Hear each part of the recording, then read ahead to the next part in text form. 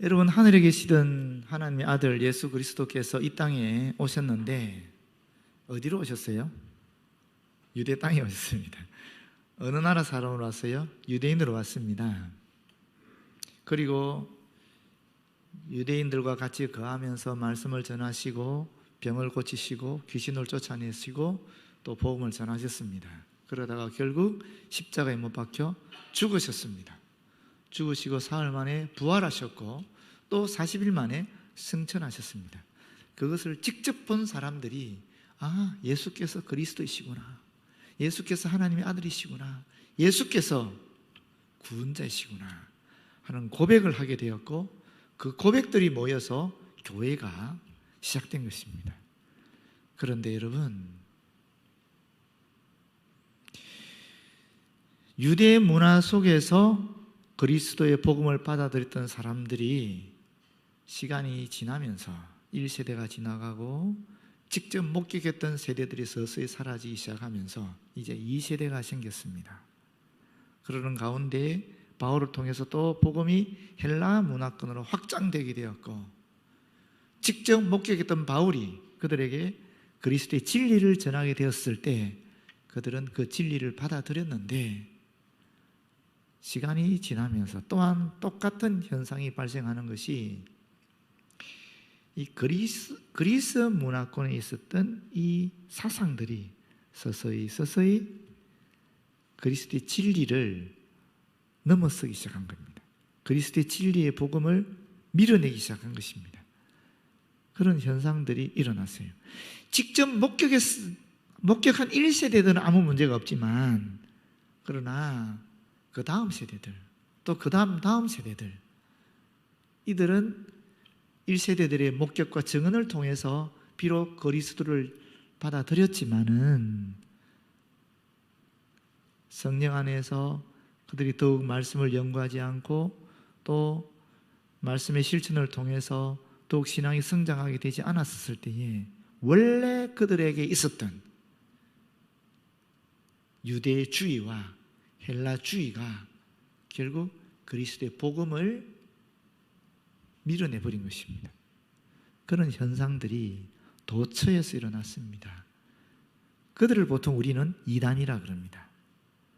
그런데 지금 요한복음의 기초에서 형성된 요한의 교회 또는 요한 공동체가 있는데, 그 공동체 안에도 똑같은 문제가 발생한 것입니다. 유대인으로서 유대 사상에 심취해 있다가 그리스도 복음을 받은 한 무리가 있었고, 또 헬라 문화에 깊이 그 배경으로 가지고 있다가 그리스도 복음을 받은 사람들이 있었고, 또 한 무리는 요한의 복음 그대로 받아들여서 예수를 그리스도로 온전히 인정한 그런 참 그리스도인들이 있었다라는 거예요. 이 세 부류는 다 그리스도인들이었습니다. 세 부류는 다 그리스도인들이었는데, 이 유다 문화 속에서 자랐던 사람들, 유다 문화 속에서 깊이 심취했던 사람들은 예수님이 진짜 그리스도였을까? 예수님이 정말 신적인 권위를 가진 분이실까? 아니, 오히려 우리가 다시 이 모세의 율법을 지켜야 구원받는 것이 아닐까 하는 그런 생각을 가지게 되었고, 또 헬라 사상, 또 헬라 문화의 영향을 깊이 받은 그리스도인들은 헬라 사상의 근원이 뭐냐면은 영은 거룩하고 육은, 물질은 악하다라는 것이거든요. 어떻게 거룩한 영인, 신적 존재가 어떻게 악한 존재인, 물질적 존재인 이 인간이 될 수 있느냐? 이걸 받아들일 수 있느냐? 아니지 않느냐? 그렇게 되면서 그들의 신앙에 갈등이 생기게 된 것입니다. 예수께서는 이 땅에 오셨고 또 하나님 나라 복음을 전하셨고 십자가에 못 박혀 돌아가셨고 실제로 부활하시고 실제로 승천하셨는데, 그런데 유대 문화와 헬라 문화는 이 사실을 받아들일 수가 없었다라는 것입니다. 그러다 보니까 갈등이 생기기 시작했다라는 것이죠. 그런 교회 문제를 내다보면서 이 요한이 요한 1서라는 편지를 쓴 겁니다. 그래서 이 편지에는, 이 내용에는 예수가 누구신가에 대한 바른 믿음이 제시되어 있고, 동시에 우리가 그리스도인들이 어떻게 살아야 하는가 하는 바른 실천에 대한 내용이 오늘 본문에 기록되어 있습니다. 그래서 그것을 하나님께로부터 난 자라는 제목으로 함께 나누고자 합니다. 먼저 첫 번째, 하나님께로부터 난 자는 누군가? 예수를 그리스도로 믿는 사람들이다 라고 1절이 이야기하고 있고, 또 두 번째, 하나님께로부터 난 자가 누군가? 예수를 하나님의 아들로 믿는 자이다 라고 5절에 이야기하고 있습니다. 다시 말하면 오늘 본문은 이 두 가지로 구분되어 있다고 볼 수 있는 것입니다. 먼저 예수께서 그리스도이심을 믿는 자마다 1절에 보시면 하나님께로부터 난 자니, 또한 낳으신 이를 사랑하는 자마다 그에게서 난 자를 사랑하느니라 하는 이 1절의 말씀에 근거해 보면, 예수를 그리스도로 믿는 자들은 어떻게 살아야 된다고요? 사랑하는 삶을 살아야 된다 하는 이야기를 하는 것입니다. 그래서 2절에도 보게 되면 우리가 하나님을 사랑하고 그의 계명을 지킬 때에 이로써 우리가 하나님의 자녀를 사랑하는 줄을 아느니라. 하나님을 사랑하는 것은 이것이니 우리가 그의 계명들을 지키는 것이니라. 이렇게 얘기하고 있는 것입니다. 하나님께로부터 난 자는 예수를 그리스도로 믿는 자들이고, 예수를 그리스도로 믿는 자들은 사랑을 실천하는 삶을 사는 자들이다. 살아야 된다. 이렇게 말하고 있는 것이죠. 자, 여러분, 이게 무슨 의미인가 한번 다시 말씀드리겠습니다. 유대인들은 500년 가까운 시절을 메시아를 기다렸습니다. 유다 왕국이 멸망한 다음에 끊임없이 그들은 메시아를 기다렸거든요. 메시아는 여러분 잘 알다시피 기름 부음 받은 자들로서 왕이고 또 선지자고 제사장이었습니다. 여러분, 왕은 누굽니까? 왕은 무슨 일을 하는 사람들입니까? 왕은 하나님의 정의와 공평으로 이스라엘 백성을 통치하는 사람이었습니다. 선지자는 하나님의 메시지를 받아서 그 메시지를 이스라엘 백성에게 전달하고 가르치는 사람들이었습니다. 제사장은 이스라엘 백성이 갖고 있는 죄의 문제를, 고통의 문제를 가지고 왔었을 때에 그 죄를 제사 지냄으로 말미암아 대속하고 하나님의 은총을 전하는 그런 분들이었습니다. 이스라엘 백성들은 나라가 멸망하게 되었을 때 이런 메시아를 기대한 것입니다. 이런 메시아를 소망한 것입니다. 왕으로서의 메시아, 제사장으로서의 메시아, 선지자의 메시아, 통합된 그런 메시아, 그 메시아를 기다렸다는 것입니다. 그런데 그 메시아가 누구라고요? 바로 예수라는 거죠. 예수가 메시아이다, 예수가 그리스도이시다 라고 고백하는 사람들이 기독교인들인 것입니다. 여러분, 저와 여러분이 기독교인들이잖아요. 저와 여러분 예수를 그리스도로 고백하고 있지 않습니까? 그러면 우리는 예수님을 어떻게 본다는 것입니까? 예수님을 왕으로 본다는 거예요. 예수님을 선지자로 본다는 거예요. 예수님을 제사장으로 받아들이고 있다는 것입니다. 왕으로서 예수님을 바라볼 때 우리는 어떻게 해야 됩니까? 그분에게 복종해야 되는 것입니다. 선지자로서의 예수를 바라볼 때 우리는 어떻게 해야 됩니까? 그분이 가르친 진리에 그 진리를 배우고 실천해야 된다는 것입니다. 제사장으로서의 예수 그리스도를 바라보는 저희들은 어떻게 되겠습니까? 우리의 죄의 문제, 우리 고통의 문제를 다 가지고 와서 예수 그리스도에게 온전히 드리는 것입니다. 맡기는 것입니다. 이게 그리스도인으로서 우리가 메시아이신 예수님께 할 일이라는 것입니다. 그분의 통치에 복종해야 되고, 그분의 가르침을 배우고, 또 그분에게 우리의 모든 죄와 고통의 문제를 맡겨드리는 것이 그리스도인으로서 우리가 할 일이라는 것입니다. 그래서 우리 3절에 보게 되면 하나님을 사랑하는 그 사랑이 무슨 내용인가 하면 계명을 지키는 것이다 라고 얘기하고 있습니다. 계명. 하나님께서 우리에게 주신 계명이 무엇이죠? 율법이죠. 명령이죠. 규례죠. 근데 우리가 계명을 지킨다 그러면은 일단 우리는 부담스럽잖아요. 그렇지 않습니까? 괴롭잖아요. 그렇잖아요. 그런데 원래 하나님께서 인간에게 율법을 주실 때에 인간을 부담스럽게 하고 인간을 괴롭히고 억압하고 하기 위해서, 고통을 주기 위해서 주셨겠습니까? 성경은 이렇게 얘기합니다. 신명기 30장 11절 14절입니다. 내가 오늘 내게 명령한 이 명령은 내게 어려운 것도 아니요 먼 것도 아니라 하늘에 있는 것이 아니니 내가 이르기를 누가 우리를 위하여 하늘에 올라가 그의 명령을 우리에게로 가지고 와서 우리에게 들려 행하게 하려 할 것이 아니요 이것이 바다 밖에 있는 것이 아니니 내가 이르기를 누가 우리를 위하여 바다를 건너가서 그의 명령을 우리에게로 가지고 와서 우리에게 들려 행하게 하라 할 것이 아니요. 원래 하나님께서 우리에게 주신 이 율법, 규례, 명령이라는 것은 어려운 것이 아니었다라는 것입니다. 하늘에 있는 것, 바다 밖에 있는 것처럼 먼 것도 아니었다라는 것입니다. 능히 우리가 할 수 있는 것이었다라는 것입니다. 그러면서 14절에 이렇게 말합니다. 오직 그 말씀이 내게 매우 가까워서 내 입에 있으며 내 마음에 있은즉 내가 이를 행할 수 있느니라. 하나님이 계명을, 명령을, 규례를, 율법을 우리의 마음에, 우리의 입술에 가까이 두심으로 말미암아 이를 쉽게 행할 수 있도록, 능히 행할 수 있도록 하셨다라는 것입니다. 두 번째 보시게 되면 신명기 10장 12절 말씀에 의하면 내가 오늘 너의 행복을 위하여 너에게 명하는 여호와의 명령과 규례를 지킬 것이 아니냐, 이렇게 이야기하고 있습니다. 하나님께서 왜 우리에게 주께서 명령하셨는가, 규례를 주셨는가? 우리를 행복하게 하기 위해서 하셨다라는 거예요. 우리를 억압하게 하기 위해서, 우리에게 고통을 주기 위해서 그런 것이 아니었다라는 것입니다. 그런데 예수님 당시에 유대인들은 하나님의 율법에 의해서 고통받고 있었습니다. 억압받고 있었습니다.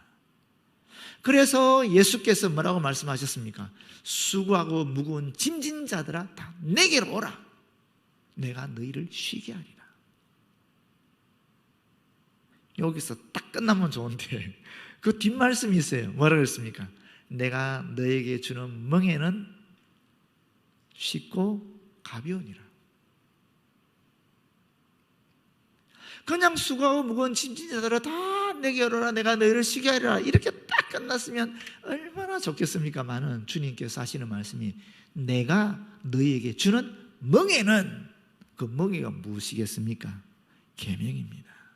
주님의 명령입니다. 그 명령은 그 당시 유대인들이 짊어지고 가고 있었던 당시의 율법의 조항들에 비해 훨씬 가볍고 쉽다라고 얘기하고 있는 것입니다. 왜 그럴까요? 원래 하나님의 명령이나 규례나 율법은 인간을 행복하게 하기 위한 것이고 무거운 것도 고통스러운 것도 아니었는데 인간들이 자신의 생각대로, 자신의 삼각대로, 사상대로, 자신의 주의대로 그 율법에다가 계속 덧칠하기 시작한 것입니다. 계속 덧칠한 것입니다. 그래서 나중에는 인간을 행복하게 하기 위한 무겁지 아니했던 그 율법이 인간을 짓누르는 고통스러운 율법으로 바뀌어버렸다는 것입니다. 그래서 예수께서 이 땅에 오셔서 그 율법을 완성하시고 온전하게 만들어서 다시 우리에게 주님의 계명으로 주셨다는 겁니다. 그 계명이 무엇입니까? 유대 율법은 613개 조항의 엄청난 항목을 가지고 있었습니다. 그러나 예수님은 그것을 한마디로 정리해버린 것입니다. 서로 사랑하라. 너희가 서로 사랑하면 이로써 너희가 내 제자인 줄 알리라. 딱 한마디로 사랑하라. 당시 유대 랍비들은 유대인들에게 율법을 가르치기만 했을 뿐 어떻게 가르쳐야 되는지 모범을 보이지는 않았습니다.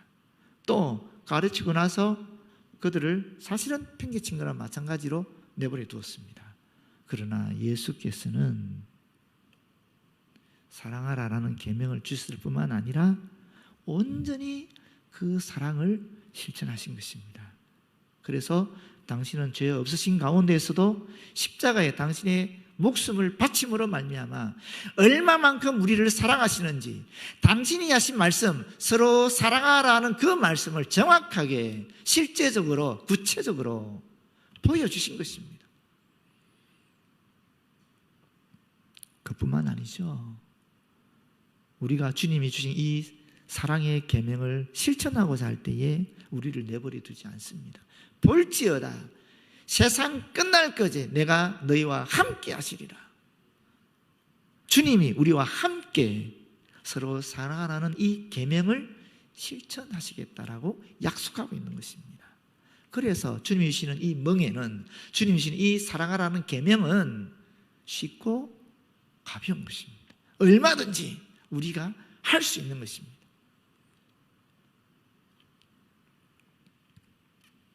두 번째, 하나님께로부터 난 자는 바로 5절에 나오는 말씀처럼 예수님을 하나님의 아들로 믿는 자들입니다. 보시게 되면은 4절에 보면 무릇 하나님께로부터 난 자마다 세상을 이긴다. 그러고 5절에 보면 예수께서 하나님의 아들이심을 믿는 자가 아니면 세상을 이기는 자가 누구냐 이렇게 얘기하고 있으니까 결국 하나님께로부터 난 자는 예수께서 하나님의 아들이심을 믿는 자들이라는 것이죠. 그리고 하나님의 아들이심을 믿는 자는, 예수께서 하나님의 아들이심을 믿는 자는 지극히 당연히 세상을 이긴다라는 것입니다. 예수를 그리스도로 믿는 자들이 사랑의 실천을 하게 되는 것처럼 예수께서 하나님의 아들이심을 믿는 자들은 세상을 이기게 되어 있다라고 이야기하고 있는 것입니다. 여러분, 여기 보시게 되면 유대 사상에 물든 사람들, 유대 사상에 경도되어서 유대 사상으로 그리스도의 복음의 진리를 판단하고 평가하고 하려는 사람들, 그래서 갈등이 휩싸인 사람들에게는 예수께서 그리스도이심을 이야기하고, 반면에 헬레 사상에 경도되어서 헬라 문화로 영육 이원론으로 그리스도의 복음의 진리를 평가하고 판단하고 또 헷갈려하는 그런 배경을 가진 사람들에게는 예수께서 하나님의 아들이심을 이야기하고 있는 것입니다. 왜 그런가 하면, 여러분 그리스 신화, 로마 신화를 보시게 되면 인간이 고통받을 때 구원자가 나타나죠. 해방자가 나타납니다. 영웅들이 나타나죠. 그런데 그 영웅들은 누굽니까? 보면 다 신들의 아들들이에요. 다 뭐 신들하고 연결되어 있어요. 헤라클레스도 누구든 다 상관이 없이 다 제우스의 아들이다, 뭐 누구의 아들로 다 나오는 거예요. 그래서 그리스 문화권에 있는 사람들에게 하나님의 아들들이라는 개념은 곧 구원자라는 뜻이, 해방자라는 뜻이에요. 메시아라는 뜻과 같은 겁니다. 그러니까 그래서 이렇게 얘기하는 것입니다. 그런 배경 안에 있는 사람들에게 이렇게 얘기하는 것입니다. 그런데 이 예수께서 하나님의 아들이심을 믿는 사람들은 세상을 이긴다 그러지 않습니까? 여러분, 세상이 무엇입니까? 세상은 하나님을 대적하는 악한 영의 활동 공간이기도 하고요, 동시에 하나님을 대적하는 세속적인 사상과 가치관을 의미하기도 하는 것입니다. 그래서 이 세상이라는 것은 악으로 물든 도덕적 체계일 수도 있고 또 사단의 영향을 받은 그런 사상들일 수 있다라는 것입니다. 이런 세상을 그리스도인들은 이긴다라는 것입니다. 그러면서 뭐라 그럽니까? 이 세상을 이기는 승리는 이것이니 이 세상이 이길 수 있는 도구가 있다라는 것이죠. 그 도구는 믿음이라는 것입니다. 예수께서 그리스도이심을 믿는 그리스도인들이 어떻게 사랑의 실천을 하는가? 계명을 지킴으로써 사랑의 실천을 한다라고 얘기했다면, 예수를 하나님의 아들로 믿는 그리스도인들은 세상을 이기는데 어떻게 이기는가? 믿음으로 이긴다라는 거예요. 그럼 그 믿음의 대상은 무엇이겠습니까? 누구겠습니까? 예수 그리스도시죠. 믿음의 내용은 무엇이겠습니까? 예수는 그리스도이시다 하는 고백이죠. 그 믿음의 결과는 세상에서 승리하는 것이라는 겁니다. 그런데 여러분, 이 지식의 저주라는 말이 있거든요. 언젠가 말씀드린 기억이 납니다만은 우리 그리스도인들은 사랑이라든지 또 믿음이라든지 소망이라든지 긍휼이라든지 이런 말을 너무나 쉽게 사용하고 있습니다. 그런데 안 믿는 사람들은 그 말을 이해를 못하는 거예요. 우리는 너무나 일상적으로 쓰다 보니까 안 믿는 사람들도 다 이해하겠지라고 하지만 사실 그들은 이해를 못하는 거예요. 별로 들어보지 못한 말이니까. 우리가 일상으로 쓰는 말을 그들은 들어보지 못하기 때문에 사실 우리처럼 이해를 못하는 겁니다. 이게 지식의 저주라고 얘기하는 거예요. 그런데 더 놀라운 지식의 저주는 무엇이냐면은 우리가 늘 믿음을 이야기하고 늘 사랑을 얘기하고 늘 긍휼과 용서를 얘기하고 소망을 얘기하다 보니까 우리는 그 말을 너무나 잘 알고 있는 것처럼 착각한다는 거예요. 예를 들어 볼까요? 만약에 여러분에게 유치원생이나 초등학교 다니는 어린아이가 예수 믿으면 구원받는다 그러는데 도대체 믿음이 뭐예요? 라고 물었어요. 그때 여러분이 어떻게 설명할 수 있겠습니까? 한번 생각해 보시죠. 유치원생들에게 또는 초등학생 어린아이들에게 이 믿음을 어떻게 설명할 수 있겠습니까? 그 아이들이 이해할 수 있도록. 우리가 또렷하고 정확하게 알면 이 믿음을 얼마든지 쉽게 설명할 수 있을 거예요. 그런데 우리가 믿음을 모호하게 알면은 정확하게 설명하기 어렵지요. 여러분 어떻게 설명할 수 있겠어요? 어린아이들한테는. 너는 아빠가 아빠인 것을 어떻게 알아? 너는 엄마가 엄마인 것을 어떻게 알아? 너는 아빠를 아빠로 여기고 있잖아. 너는 엄마를 엄마로 여기고 있잖아. 아빠를 아빠로 받아들이고 있잖아. 엄마를 엄마로 받아들이고 있잖아. 그게 믿음이야. 아빠를 아빠로 여기는 거. 아빠를 아빠로 받아들이는 거. 그게 믿음이야. 그리고 너가 어떤 상황이 있든지 간에 네가 아무리 잘못하더라도 또 잘하더라도 엄마 아빠가 서로 미안하지만 서로 싸운다 할지라도 그래도 네 엄마고 네 아빠인 것은 변하지 않는 거야. 그게 믿음이야. 그렇지 않습니까, 여러분? 그게 믿음입니다. 사실 믿음이라는 것은 확신하다, 의뢰하다 하는 이런 단어에서 파생된 말이거든요. 다시 말하면 어떤 것에 대해서도 흔들리지 않는 확신을 가질 뿐만 아니라 그 대상을 깊이 신뢰하는 것을 말하는 것입니다. 의뢰하는 것을 말하는 것입니다.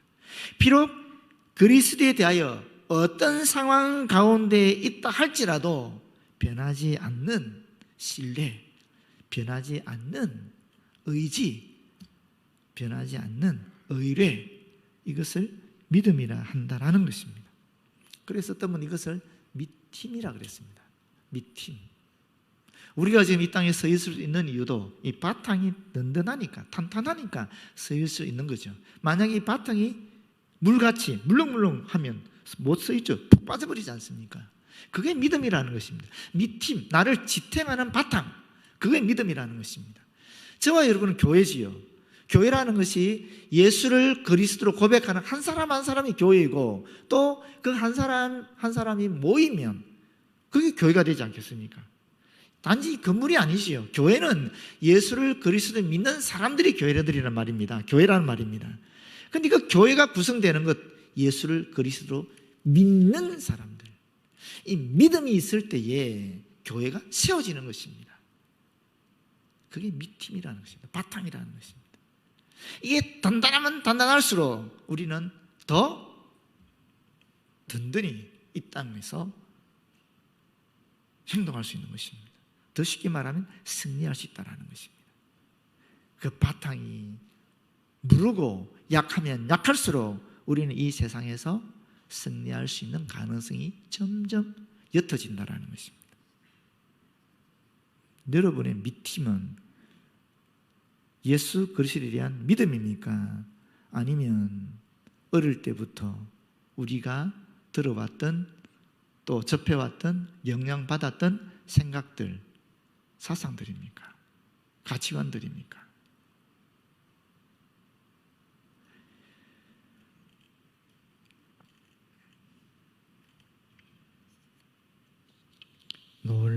이야기가 나옵니다. 그게 뭐냐면 디모데후서 4장 10절에 보면 데마는 이 세상을 사랑하여 나를 버리고 데살로니가로 갔고 하는 말씀이 있어요. 여러분, 성경에 기록된 인물은 대단한 인물들입니다. 단순한 성도가 아니라 그야말로 교회 지도자들이었고, 그야말로 바울의 어떻게 생각하면 수제자였고 동력자였던 사람들, 정말 대단한 복음의 전도자들이었습니다. 데마가 그런 인물이라는 것입니다. 그런 위대한 데마가, 복음 전도자가, 바울의 동력자가 세상을 사랑하게 될 때에 결국 바울을 떠나서 가버렸다는 것입니다. 이것이 성경이 이야기하는 것입니다. 요한일서가 이야기하는 배경도 다 마찬가지입니다. 예수를 그리스도로, 예수를 하나님의 아들로 믿었습니다. 믿었는데 점점 시간이 지나면 지날수록 이 믿음이 견고해지는 것이 아니라 원래 그들이 속해 있었던, 영향받았던 유대주의에, 또 헬라주의에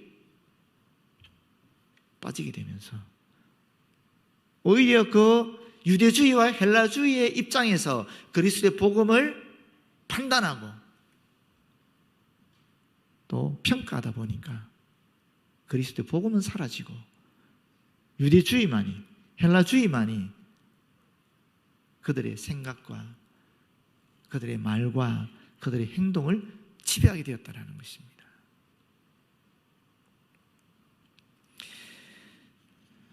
여러분, 그 구체적인 내용이 어디 있느냐 하면 6절입니다. 이는 물과 피로 임하신 이시니 곧 예수 그리스도시라. 물로만 아니요 물과 피로 임하셨고 증언하는 이가 이는 성령이시니 성령은 진리니라. 임하셨다라는 말은 무슨 말입니까? 하나님이 이 땅에 오셨다라는 거거든요. 하늘에서 내려왔다는 거잖아요. 근데 물로만이 아니라는 거예요. 물로만이 아니다? 무슨 얘기겠어요? 물로만. 예수께서 공생애 시작하실 때에 세례요한에게 세례 받으셨잖아요. 그러면 공생사에 시작하잖아요. 그 세례 사건을 얘기하는 거예요. 피는 뭐겠어요? 십자가 사건이죠. 그 당시 요한 공동체에 그런 생각들이 있었습니다. 원래 예수님 인간이었는데 세례 받았을 때 하나님의 영이, 그리스도의 영이 임재하셔 신적 존재가 되었다는 것입니다. 그러다가 십자가에 못 박혀 돌아갔을 때에는 그냥 인간 예수만 죽고 그 신적 존재는 하늘나라로 가버렸다는 거예요. 물로만 인간 예수가 그리스도의 영을 받은 것은 인정하지만은 그리스도께서 십자가에 못 박혀 죽으신 것은 인정하지 않는다는 거예요. 그냥 인간이 죽었다는 거죠. 그런 생각을 얘기하는 겁니다. 그래서 그거 아니다. 예수 그리스도는 물과 피로 임하셨다.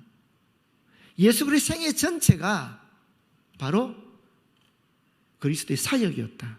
인류 구원을 위한 사역이었다. 그분은 하나님으로서 또 인간으로서 이 땅에서 주신 사명을, 인류 구원의 그 사명을 감당하신 분이다. 누가 그걸 증언하느냐? 성령이시다. 왜냐하면 성령께서는 진리시기 때문에, 성령께서는 참이시니까. 참되신 성령이기 때문에 성령께서 정하는 내용은 참일 수밖에 없다. 그렇다면 예수께서 그리스도이심도 참이다. 이렇게 되는 것입니다.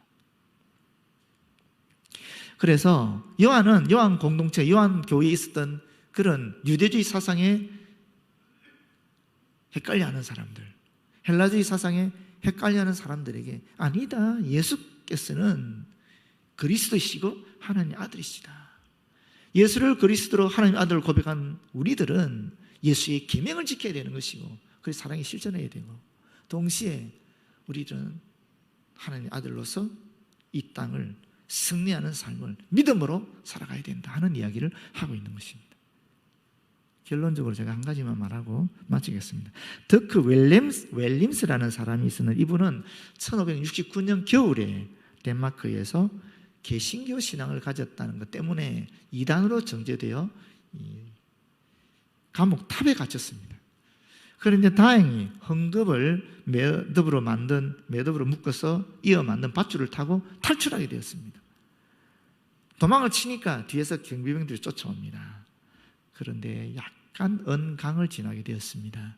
그런데 이분은 워낙 몸이 왜소했고 또 감옥에 갇혀 있어서 지쳐있는 상태지만 그럼에도 불구하고 이 체중이 빠졌기 때문에 이 강을 필사적으로 달려다 보니까 건너게 되었어요. 그런데 그 뒤에 따라온 경비병은 그렇지 못했습니다. 쫓아오다가 물에 빠져버린 거예요. 그 응강에. 그림 보이세요? 이 역사화라는 것인데 그 이야기를, 내용을 담고 있는 겁니다. 저와 여러분 같으면 어떻겠습니까? 아, 하나님 역사구나, 나를 구원하시는 성령의 역사구나 하고 재빠르게 도망치지 않았겠습니까? 이분은 가다가 원수를 사랑하라 하는 주님의 계명을 기억한 겁니다.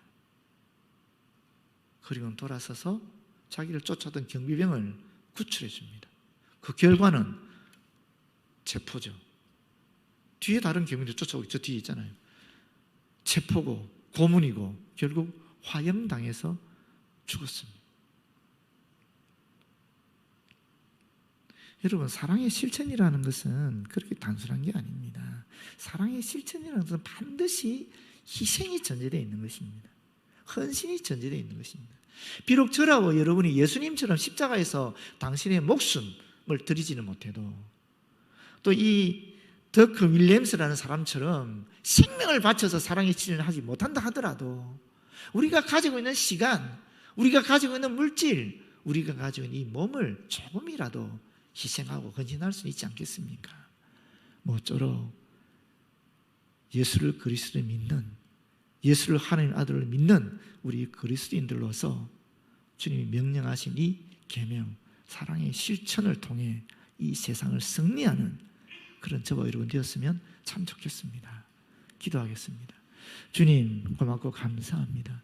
예수를 그리스도로 성령의 역사하심으로 말미암아 고백하게 하셔서 참된 그리스도인이 되게 하시니 고맙고 감사합니다.